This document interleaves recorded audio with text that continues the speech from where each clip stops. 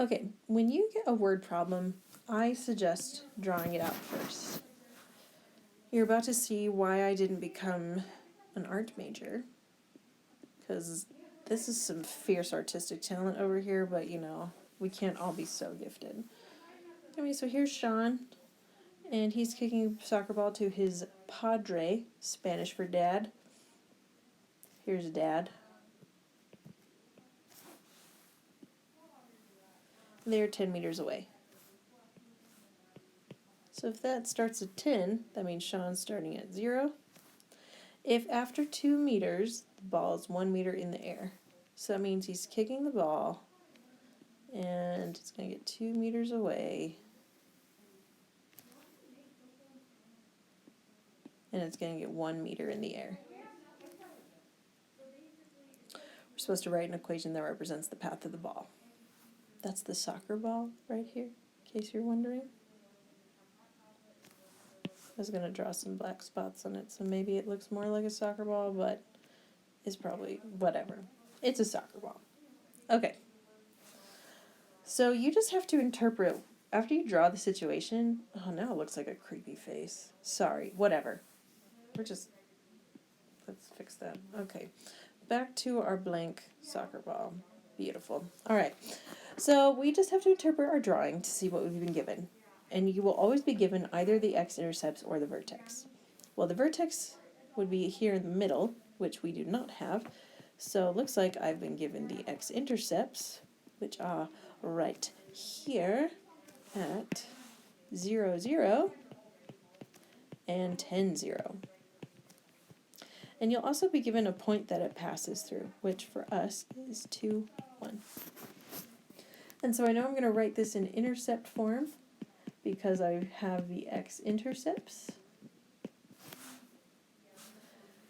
And so y equals a times x minus 0, which is p, and x minus 10, which is q.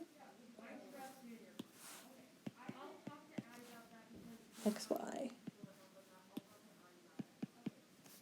So we're just going to plug it in.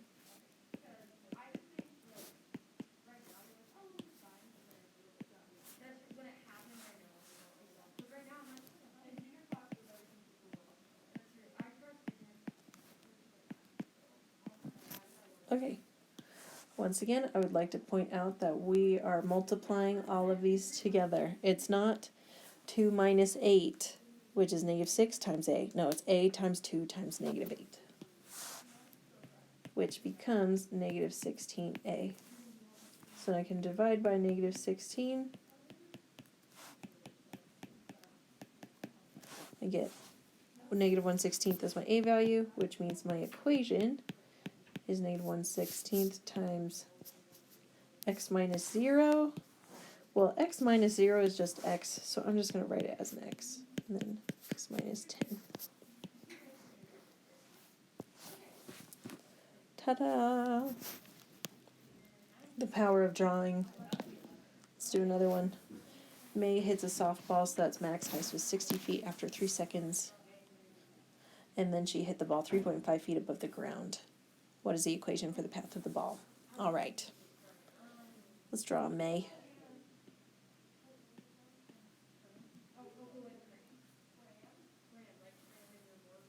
Here's May. She looks nice. She's going to hit a softball, and so she's going to have a bat.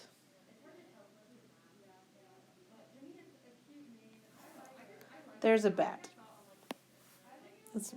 And she's happy to be playing softball.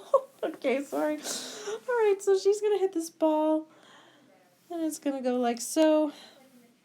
Notice this clearly does not have to be an accurate sketch. It just has to be enough to give you an idea of what's happening.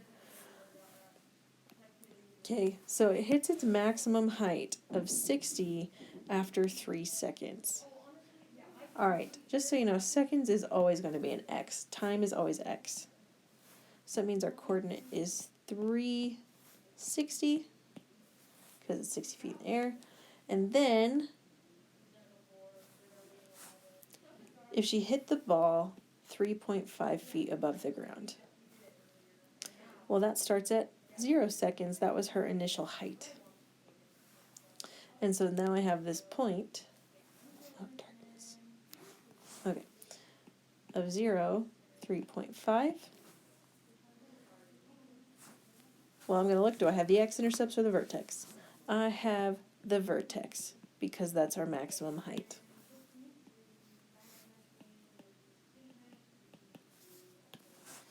Okay, so our vertex is 3, 60, and our random point that we have is her starting height. At 0 seconds, it was 3.5 feet off the ground.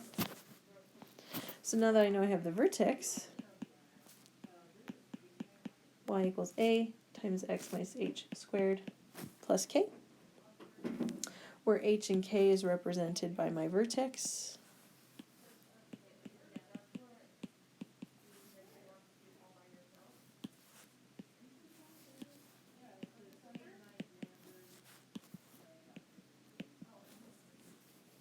All right. And I have an xy coordinate.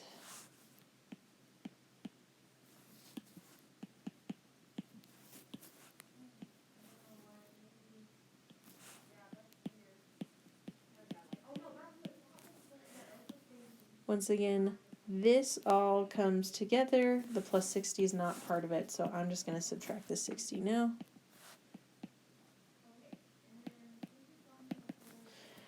And then 0 minus 3 is negative 3, being squared gives us positive 9. And now I can divide by 9. You type that in your calculator, and it's about negative 6.28. So my equation is negative 6.28 times x minus 3 squared plus 60. Lovely. Let's do one more example just for the fun of it.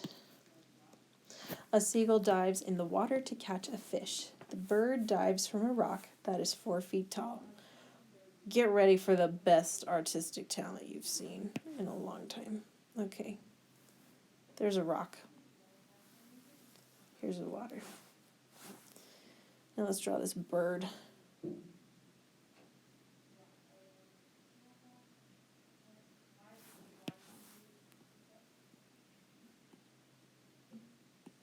There we go. It's a bird on a rock. Isn't that nice?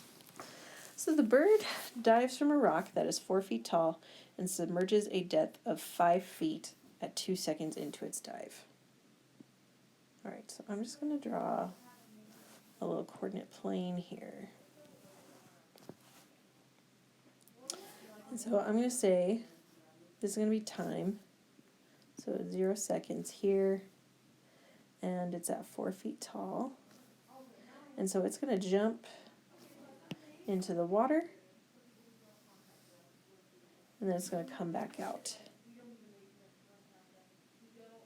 4 feet tall, and submerges to a depth of 5 feet at 2 seconds into its dive.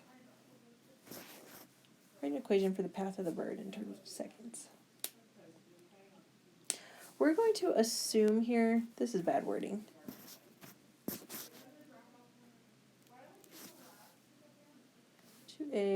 We're going to say minimum depth. So that's 2 seconds. And that's a depth of 5, so it's going to be negative 5. Which makes this random point here 0, 4. Okay. So we're given a vertex of 2, negative 5, and a random point of 0, 4. So now we can write in vertex form.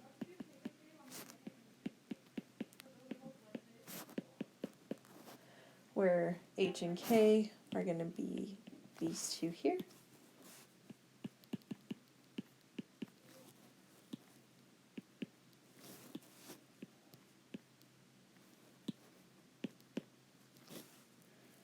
And now I have x, y that we can just plug in.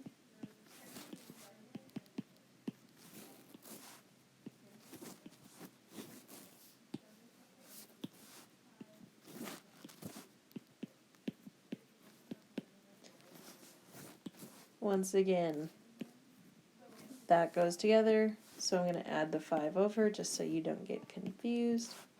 So we get 9 equals 0 minus 2 is negative 2. Negative 2 squared is 4.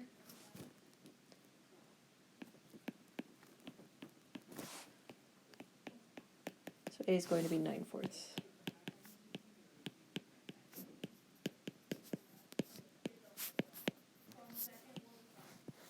And there are the word problems.